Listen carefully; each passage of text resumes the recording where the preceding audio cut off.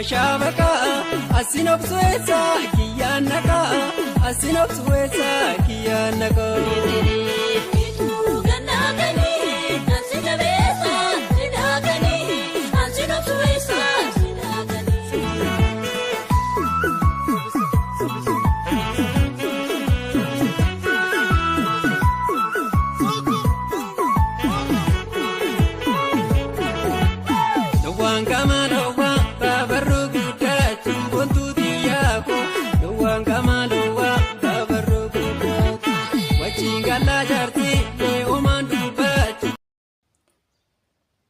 Ashamaa harka fuunee hordoftoota fi kabajamtoota warqituu biyya keessaa fi biyya alaa kan jirtan maraaf nageenya araara waaqayyoo iddoof lafa jirtan maraatti isiniif haa baay'atu obboloota koo akkam jirtu nagaa keessanii ani nagaa kootii galannii fi ulfinni waaqayyoof haa ta'u isinis nagaa fayyaa taatanii eegamtanii guyyaa har'aanaaf keessanii egaa isinirraa badee jira maaliif faddee maaliif viidiyoo hojjechuu dhiistee warreen jettanii kinootii ufnee jirra isiniin jechuun jaaladha. Egaa anis sababan badeef isinitti himuu dhufe jechuudha. Egaa viidiyoo koo haga dhumaatitti dhaggeeffachuu hin dagatinaan isiniin jechuun jaaladha. Viidiyoo dhaggeeffattanii laayik, sheerii, koomentii yaada qabdan barreessuu hin dagatinaan isiniin jedha. Asumaan warreen maamila koo hin taane sabiskiraayib gochuun gara maamila kootti dabalamaan isiniin jedha.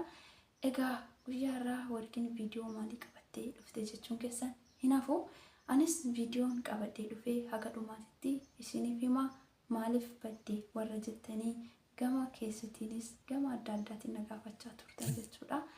Egaa anis akka nama tokkootitti nama tokko qofaa miti kan na gaafate namoota hedduudha maaf viidiyoo hojjechuudhaaf illee maaliif dhiistee maaliif baddee jedheetoo kan na gaafate namoota hedduudha waan ta'eef kanaaf anis iddoo tokkotti viidiyoo hojjedhee asumaan waan badii fi waan na muddate isiniif himuu barbaadan jechuudha. Obboloota koo warra haga ammaatitti laayik sheerii gochuudhaan na jajjabeessaa jirtanii koomentiin na jajjabeessaa jirtanii hedduu galatoomaa galanni keessan bilisummaa isiniif haa ta'u isiniin jechuun jaaladha. Gamanumaan gara viidiyoo kootti isin ceesisa nagaannaa tura. Egaa guyyaa irraa viidiyoon ani qabadhee dhufe viidiyoo maaliif baddee jiru jechuudha. Egaanis akka nama tokko hojjetaan ture viidiyoo guyyaadhaa guyyaatti osoo hin gadhiisin hin oolu ture jechuudha. Amma garuu wanti na muddate viidiyoo hojjechuu na dhorke xiqqooshii muddannoo na muddate jechuudha. Muddannoo kanarraa waa hedduu baratu jedhee abdiin qaba jechuudha. Innis maal seetanii hiriyaa koo baay'ee jaaladhutu jira jechuudha. Egaa yuutuubiin kun wanti inni nama hin goone hin jiru wanti inni hin raawwanne hin jiru jechuudha. Egaanis akka nama tokko yuutuuba kanarratti biraankii waan adda addaa dalaguudhaaf illee keessi koo baay'ee na fedhaa ture jechuudha. Kanaaf anis gaman hin beekne tokkoon miidhaan akkasii hin dhufa jedhee osoo hin yaadin biraankii dalagaa ture jechuudha.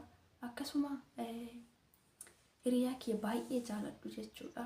Kan akka ijaatitti ilaalu, kan akka abbaatitti, kan akka haadhatitti, kan akka obbolaatti, kan akka baqa waan hundaatitti jechuudha. Yeroon dhibbadhe yeroo rakkadhe kan itti boqonnaa argadhu jechuudha. Otoon biraankii irratti hojjedhe naasuu sanaatiin dhukkuba sombaatiin qabamee mana yaalaa jira jechuudha. Egaa anis naasuu sanaatiin viidiyoolee dalaguu yuutuubarree na jibbisiisee bakka namarraa irree na fageessee isa kana jechuudha. Maal jechuu barbaade tanaani biraankii jechuun baay'ee ulfaata. Egaa ani biraankiin kun nama naasisa jedhee osoo hin ta'in itti bohaaruu laata, itti bashannanuu laata jechuu qofa malee nama hin rifachiisa jedhee hin beeku jechuudha. Egaa asirraa warri biraankii hojjettanii biraankiin nama naasisuu danda'a waan ta'eef waan akkasii yeroo hojjettanii waan nama naasisne hin hojjetinaa isiniin jechuun dhaamsa kooti. Egaa hiriyyaan kiyya kun baay'een jaaladha. Baay'ee natti ulfaatee keessi koo gaddaan na guutame jechuudha. Obbiraa dhabuun hiriyaa tokkittiin qaba. Tokkichi suniyyuu na biraa gaafa dhukkubsatu hedduu natti dhagahame jechuudha. Egaa mana yaalatti illee deddeebisaan ture garuu fayyifachuu hin dandeenye jechuudha. Har'a viidiyoo hojjechuu kan na dirqamsiise tokko maalidha? Dhoksuus hin dandeenye jechuudha obboloota koo. Hiriyaa haaraa baasuun illee ittiin baruu jedheen dadhabee jechuudha. Itti hin baru maaliif hin jennaan baay'ee tokko garaana nyaate sababa yuutuubiiti jechuudha. Kana hundaa kanan ta'e kan boqonnaa sammuu naa kennu isa qofa ture jechuudha. Kan yaada konaaf jijjiiru isa qofa ture jechuudha. Kan yeroo rakkadhe rakkoo koo bakka barbaade taa'ee bakka barbaadetti itti himadhu isa qofa ture jechuudha. Akka hiriyaatittis osoo hin ta'in akka haadhatittis, akka abbaatittis, akka obbolaatittis, akka waan hundaatitti, akka icciitiittis kan icciitii koo hundanaa furu isa ture jechuudha. Har'a garuu of cinaadhaa dhabuun hedduu natti dhagahame jechuudha. Kanaaf warri hiriyaa tokkicha abdattanii akka koo taatanii hiriyaa lama warri qabdanii isin jala baatanii jirtu. Tokko cabu, tokkotti haftu, tokko du'u, tokkotti haftu. Ani garuu tokkicha waanan qabuuf har'a garuu kunoo namarraa illee fagaadhee viidiyoo hojjechuullee dhabee jechuudha. Kanaaf baay'ee namatti dhagahamaa, baay'ee nama gaddisiisaa, hin beeku bakka jechuudha. Egaa kanaaf hin bade isiniin jechuun barbaade mana yaalaa waan deddeebisuu fi tarii yoo fayyee dhukkuba kanarraa waan fayyu natti hin fakkaatu. Garuu yoo fayyee immoo anis fuula gammachuutiin deebi'ee viidiyoo hojjechuuf jechan sababa kanaatiif jecha badee malee viidiyoo hojjechuu dhaabuu koo miti, yuutuubarraa fagaachuu koo miti, rakkoo biraati miti jechuudha. Rakkoon kiyya isa kana ture. Egaa suura isaa isiniin baxxansa yoo barbaaddan jechuudha. Kanaaf hiriyaa kiyya kana dhabuun jechuun ana akka kootitti jechuudha baay'ee tokko na rakkise jechuudha. Baay'ee tokko nama biraatirraa na fageessee jira. Namootaan bakka namallee jibbee jira. Maaliif nama baay'ee jaalattu, nama baay'ee icciitii keessii furu furmaatatti argattu yoo biraa dhabde sitti dhagahamaa. Kanaaf anillee bade jechuudha. Annaa kanaaf akkana fakkaatan isiniin jedha. Hiriyaan kee kun kamidha naan jettan otoo na balaan buute.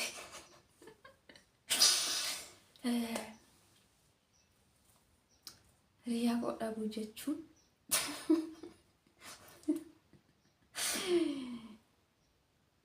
garaan na gubate. Biraankii hojjechuun ni dhaabbate. Utaaluun ni dhaabbate. Egaa hiriyaan kiyya kan baay'ee jaaladhuu fi kan baay'ee kabaju isa kana jechuudha. Kan boqonnaa naa kennaa ture isa kana jechuudha. Innaa kana dhabuu jechuun baay'ee tokko garaan na gubatee, baay'ee tokko irraa fagaachuun dadhabee, dhugaa dubbachuuf yoo ta'e ijoollee keenya bilbila na jalaa gubate jechuudha. Sababa kanaatiif viidiyoo hojjechuu hin dandeenye jechuudha. Tarii biraankii narra hojjechuu hin danda'a ture. Garuu waan sababa bilbila tokko qabuu fi viidiyoo hojjechuun haala dhabee itti hojjedhu dhabeetiin jechuudha. Kanaaf nama meeqa hiriyaa ishee akkatti dhabdeedha. Kanaaf warqeen baddee warri naan jettan. Mee warri rifattanii, mee warri naa gadditan koomentii jalatti naa barreessaa dhuguma isaa jechuudha. Otoo hin sobiin jechuudha. Mee warri dhugummaadhaan rifattanii koomentii jalatti naa barreessan isiniin jedha. Viidiyoon kiyya kana fakkaata. Kanaaf viidiyoo dhuguma jechuudha. Ijoollee baay'een keessanii maaliif viidiyoon dalagne jettanii na gaafattu.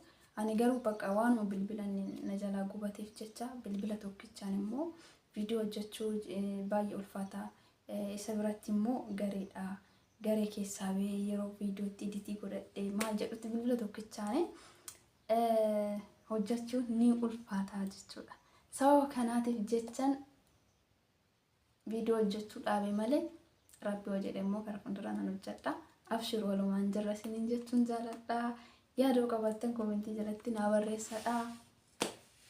Guyyaa irraa viidiyoon kiyya kana fakkaata. waan na dhaggeeffattaniif galatoomadhaan like share godhaadha. Egaa viidiyoo naman daawwatta waan ta'eef tarii yoo namni gara naa laafee na daawwatee jiraatte na daawwadha. Viidiyoo na daawwadhaadha. Yeroo gabaabduu keessattis bilbila koo bitadhee nan nufa piraankii kiyyaan jechuudha. Kanaaf hin dhiisu jechuudha. Piraankii hojjechuu hin dhiisu. Kanaaf itti fufaa jechuudha. Qabsooni garuu haga bilbila bitadhutti badee jechuudha. Kanaaf waa biraa yaannee waa biraa rakkadhee miti.